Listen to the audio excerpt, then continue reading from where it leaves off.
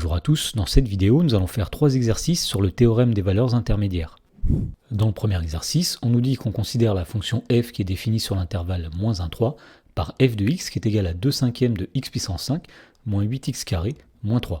Et dans la première question, on demande de dresser le tableau de variation de la fonction f sur l'intervalle moins 1, 3. Alors pour faire cela, on va commencer par calculer la dérivée de la fonction f et on va dire que pour tout réel x appartenant à l'intervalle moins 1, 3, eh bien f' de x est égal, donc tout d'abord nous allons faire la dérivée de 2 cinquièmes de x puissance 5, c'est 2 cinquièmes fois la dérivée de x puissance 5, c'est-à-dire 5x à la puissance 4, moins la dérivée de 8x au carré, c'est 8 fois la dérivée de x carré, c'est-à-dire 2x, moins la dérivée de 3, c'est-à-dire moins 0. Et donc on trouve que f' de x est égal, donc tout d'abord 2 cinquièmes fois 5, ça va donner 2 puisque les 5 disparaissent, donc 2x à la puissance 4, moins 8 fois 2x, c'est-à-dire moins 16x. Ensuite, puisqu'on veut étudier le signe de f' de x, eh bien nous allons factoriser f' de x, et nous voyons par exemple que x est un facteur commun, donc nous mettons x en facteur, donc nous avons ici 2x au cube moins 16. Et on voit qu'il y a à nouveau un facteur commun, qui est le nombre 2, donc nous allons mettre le 2 en facteur, ce qui va donner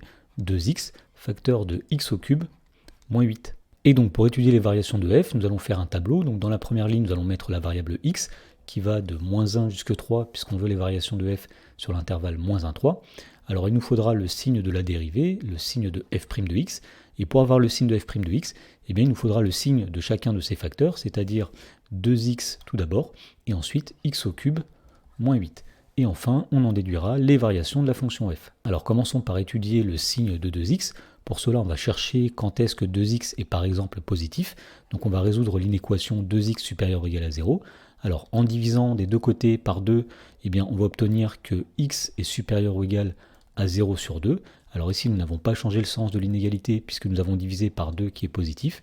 Et donc finalement, on trouve que x est supérieur ou égal à 0 sur 2, c'est-à-dire 0. Autrement dit, l'expression 2x sera positive lorsque x est plus grand que 0. Donc nous allons mettre 0 ici. C'est la valeur d'annulation de la fonction linéaire 2x. Et nous allons mettre un plus à droite et donc un moins à gauche. Ensuite, nous allons étudier le signe de l'expression x au cube moins 8 et on va chercher quand est-ce que x au cube moins 8, par exemple, est positif. Alors l'inéquation x cube moins 8 supérieur ou égal à 0 est équivalente à x au cube supérieur ou égal à 8 et on va remarquer que le nombre 8, c'est tout simplement 2 à la puissance 3. Donc finalement, l'inéquation est équivalente à x au cube supérieur ou égal à 2 au cube. Et puisque la fonction cube est strictement croissante sur grand R, eh bien dire que x au cube est supérieur ou égal à 2 au cube, c'est équivalent à dire que x est supérieur ou égal à 2. Donc nous allons placer le nombre 2 dans la ligne des x ici, c'est la valeur d'annulation de x au cube moins 8, puisque 2 au cube moins 8 est égal à 0. Et nous avons dit que x au cube moins 8 sera positif lorsque x est plus grand que 2. Donc nous mettons un plus à droite de 2 et un moins à gauche de 2. Et donc pour avoir le signe de f' de x, nous allons appliquer la règle des signes. Donc tout d'abord, on va dire que quand x vaut 0 ou bien quand x vaut 2, la dérivée va s'annuler. Ensuite, on va dire que si x est compris entre moins 1 et 0, eh bien la dérivée est le produit d'un nombre négatif par un nombre négatif, donc elle sera positive. Si x est compris entre 0 et 2, la dérivée est le produit d'un nombre négatif par un nombre positif, donc elle sera négative. Et enfin, si x est entre 2 et 3, la dérivée sera le produit d'un nombre positif par un nombre positif, donc elle sera positive. Et donc on en déduit à partir du signe de f' de x les variations de la fonction f. Puisque la dérivée est positive sur l'intervalle moins 1, 0, la fonction f sera croissante sur cet intervalle. Ensuite, la dérivée est négative sur l'intervalle 0, 2, donc la fonction f sera décroissante sur cet intervalle. Et enfin, la fonction f sera croissante sur l'intervalle 2, 3, puisque la dérivée est positive sur cet intervalle. Et enfin, pour que le tableau soit complet, eh bien, il suffit de calculer les images de moins 1, 0, 2, et 3 par la fonction f. Et donc lorsqu'on calcule ces images, on trouve que f de moins 1 c'est moins 11,4, f de 0 c'est moins 3, f de moins 2 c'est moins 22,2, et enfin f de 3 c'est 22,2. Dans la question numéro 2, on nous demande de montrer que l'équation f de x égale 2 possède une unique solution alpha sur l'intervalle moins 1, 3. Donc pour faire cela, nous allons utiliser le théorème des valeurs intermédiaires, ou du moins son corollaire. Mais avant ça, on va regarder le tableau de variation de la fonction f. Donc tout d'abord, nous voyons que la fonction f part de moins 11,4 et qu'elle croît jusque moins 3, et ensuite elle décroît jusque moins 22,2. Autrement dit, elle ne passera jamais par la valeur 2 si x est compris entre moins 1 et 2. Donc on va dire que comme le maximum de la fonction f est moins 3 sur l'intervalle moins 1, 2, eh bien l'équation f de x égale 2 n'a pas de solution sur l'intervalle moins 1, 2. Donc ici, pas besoin d'invoquer le théorème des valeurs intermédiaires. Par contre, nous voyons ensuite que la fonction f part de moins 22,2 et qu'elle croît jusque 22,2.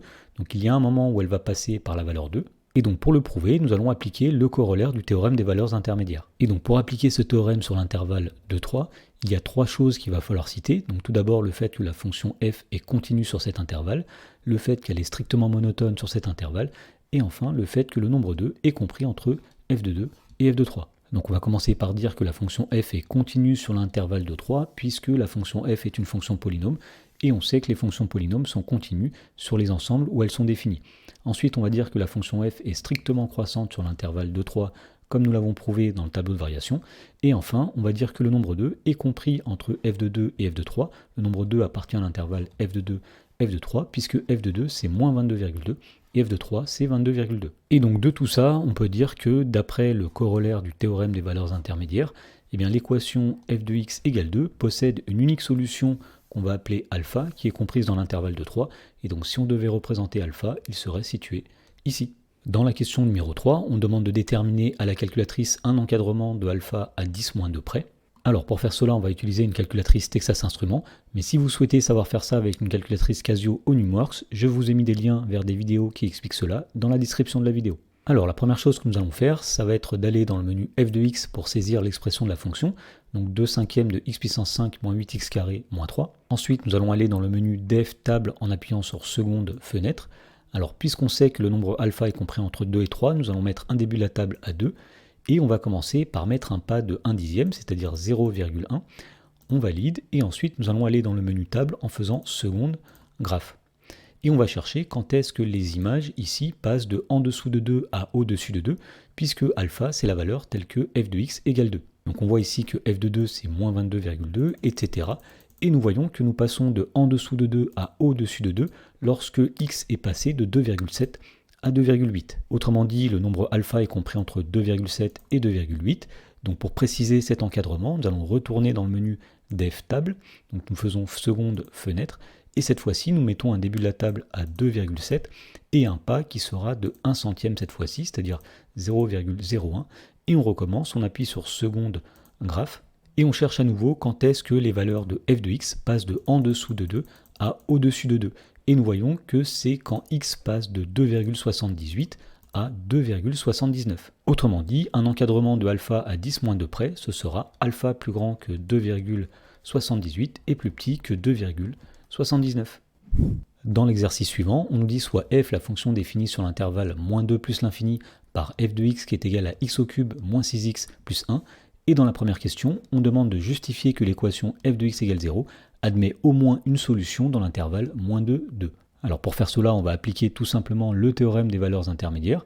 Et l'idée ici va être de voir que le nombre 0 est compris entre f de moins 2 et f de 2. Donc on va commencer par calculer l'image de moins 2 par la fonction f.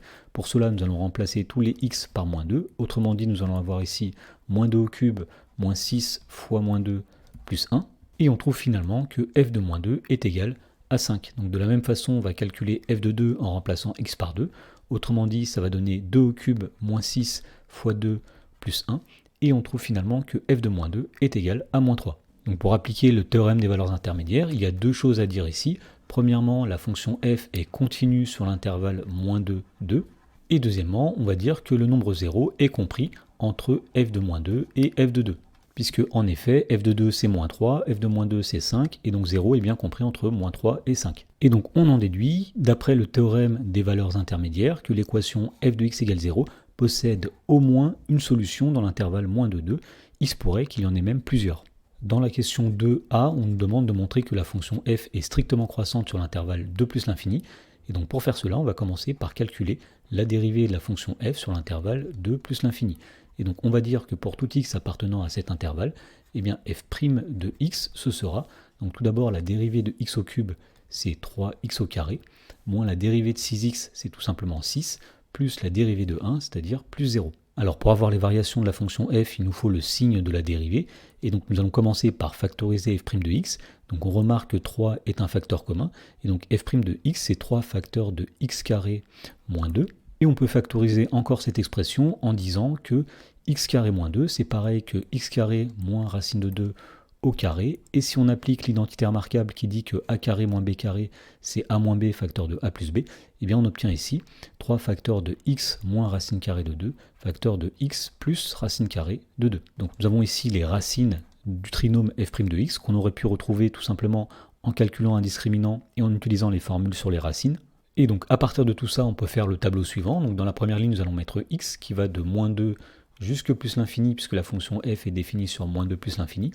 Ensuite, nous allons mettre le signe de f' de x, et enfin, nous mettrons les variations de la fonction f. Alors, on va commencer par mettre le signe de f' de x. Nous avons tout d'abord les racines qui sont racine de 2 et moins racine carrée de 2 que nous allons placer dans la ligne des x. Alors ici, nous allons mettre par exemple moins racine carrée de 2 et ici plus racine carrée de 2. Nous savons que ce sont les valeurs d'annulation du trinôme. Et puisque le nombre a du trinôme qui vaut 3 est strictement positif, eh bien nous savons que ce trinôme sera positif en dehors des racines et négatif entre les racines. Donc on en déduit que la fonction f sera croissante sur l'intervalle moins 2 moins racine carrée de 2 puisque la dérivée est positive sur cet intervalle. Ensuite la fonction f sera décroissante sur l'intervalle moins racine carrée de 2 racine carrée de 2 puisque la dérivée est négative sur cet intervalle. Et enfin la fonction f sera croissante sur l'intervalle racine de 2 plus l'infini puisque f' de x est positif sur cet intervalle. Donc pour finir de répondre à la question, eh bien nous voyons que le nombre 2 est situé après racine carrée de 2 et on voit que sur l'intervalle 2 plus l'infini, la fonction f est bien strictement croissante. Dans la question B, on demande de montrer que l'équation f de x égale 0 possède une unique solution dans l'intervalle 2 plus l'infini. Alors pour faire cela, on va utiliser le corollaire du théorème des valeurs intermédiaires et on va commencer par faire un tableau de variation de la fonction f sur l'intervalle 2 plus l'infini. Donc cette fois-ci, la variable x va aller de 2 jusque plus l'infini. Et les variations de f, nous les connaissons, puisque nous avons montré que la fonction f est croissante sur cet intervalle. Et donc pour que le tableau soit complet, il nous faut f de 2 et la limite quand x tend vers plus l'infini de f de x. Alors nous avions déjà calculé f de 2 dans la première question, f de 2 c'est moins 3. Et la limite quand x tend vers plus l'infini de f de x, on pourrait la calculer, elle vaut plus l'infini. Et donc pour pouvoir appliquer le théorème des valeurs intermédiaires ou son corollaire, il y a 3 points que nous allons devoir citer. Donc premièrement, on va dire que la fonction f est continue sur l'intervalle 2 plus l'infini, puisqu'en effet, la fonction f est un polynôme, et on sait qu'un polynôme est continu sur son ensemble de définitions. La deuxième chose qu'on va dire, c'est que la fonction f est strictement croissante sur l'intervalle 2 plus l'infini, comme nous l'avons prouvé dans la question A. Et enfin, on va dire que 0 appartient à l'intervalle image, c'est-à-dire l'intervalle qui va de f de 2 jusque la limite quand x tend vers plus l'infini de f de x. Autrement dit, 0 appartient à l'intervalle moins 3 plus l'infini. Et donc on en déduit que d'après le corollaire du théorème des valeurs intermédiaires, eh bien l'équation f de x égale 0 admet une unique solution qu'on appelle alpha dans l'intervalle 2 plus l'infini. Et en effet, puisque la fonction f part de moins 3, qu'elle est strictement croissante et continue, et qu'elle va jusque plus l'infini, eh bien il y a un seul endroit où elle va passer par 0, cet endroit c'est alpha. Dans la question C, on demande de déterminer une valeur approchée de cette solution à 10-2 près. Alors pour avoir une valeur approchée à 10-2 près de alpha, il nous faudra tout d'abord déterminer un encadrement à 10-3 près de alpha. Alors pour faire cela, on va utiliser une calculatrice Texas Instruments, mais je vous ai mis dans la description de cette vidéo des vidéos qui vous expliquent comment faire ça avec des calculatrices Casio ou Numworks. Alors la première chose qu'on va faire, ça va être d'aller dans le menu f de x et on va rentrer l'expression de la fonction, c'est-à-dire x au cube moins 6x plus 1. Ensuite, on va aller dans le menu def table en appuyant sur seconde puis fenêtre. Alors puisqu'on est dans l'intervalle 2 plus l'infini, on va mettre le début de la table à 2, donc nous mettons 2 ici, et on va mettre un pas de 1 pour avoir un encadrement de alpha pour l'instant à l'unité. On appuie ensuite sur seconde graphe pour aller dans le menu table, et on va chercher quand est-ce que les images passent de en dessous de 0 à au-dessus de 0. Alors au départ, on voit que f de 2 c'est moins 3, f de 3 c'est 10, donc on est passé par 0 entre 2 et 3, donc le nombre alpha qu'on cherche est compris entre 2 et 3. Voilà, donc maintenant que nous avons un encadrement à l'unité de alpha, on va réduire cet encadrement. Donc on va retourner dans le menu def table en faisant seconde fenêtre. On va partir toujours de 2 parce qu'on sait que alpha est compris entre 2 et 3. Mais cette fois-ci, nous allons mettre un pas de 0,1, c'est-à-dire un pas de 1 dixième. Et on recommence, on va afficher la table de valeurs, seconde graphe. Et toujours pareil, on va chercher quand est-ce que les images passent de en dessous de 0 à au-dessus de 0. Et bien nous voyons que c'est lorsque x passe de 2,3 à 2,4, autrement dit le nombre alpha est compris entre 2,3 et 2,4. Et on continue ainsi pour avoir un encadrement cette fois-ci au centième, donc on retourne dans le menu def table, on fait seconde fenêtre, on sait que alpha est compris entre 2,3 et 2,4, donc nous allons mettre un début de la table plutôt à 2,3 et un pas cette fois-ci de 0,01, de 1 centième en 1 centième. On appuie sur seconde graphe et on va chercher encore une fois quand est-ce qu'on passe de en dessous de 0 à au-dessus de 0, eh bien c'est quand x passe de 2,36 à 2,37, donc alpha est compris entre 2,36 et 2,37. Et donc on va répéter encore une fois l'opération. On sait que alpha est entre 2,36 et 2,37, donc nous faisons seconde fenêtre et on va mettre un début de la table à 2,36, et cette fois-ci nous allons mettre un pas de 1 millième, 0,001. Alors on va afficher la table de valeurs, et on va chercher quand est-ce que les images passent de en dessous de 0 à au-dessus de 0. Eh bien c'est quand x est compris entre 2,361 et 2,362. Donc on sait que la solution de l'équation f de x égale 0 est comprise entre 2,361 et 2,362. Autrement dit, alpha est plus proche de 2,36 que de 2,37, donc une valeur approchée de alpha à 10-2 près, c'est environ 2,36. Dans l'exercice suivant, on nous dit qu'on nous donne ci-dessous le tableau de variation d'une fonction f qui est continue sur grand R.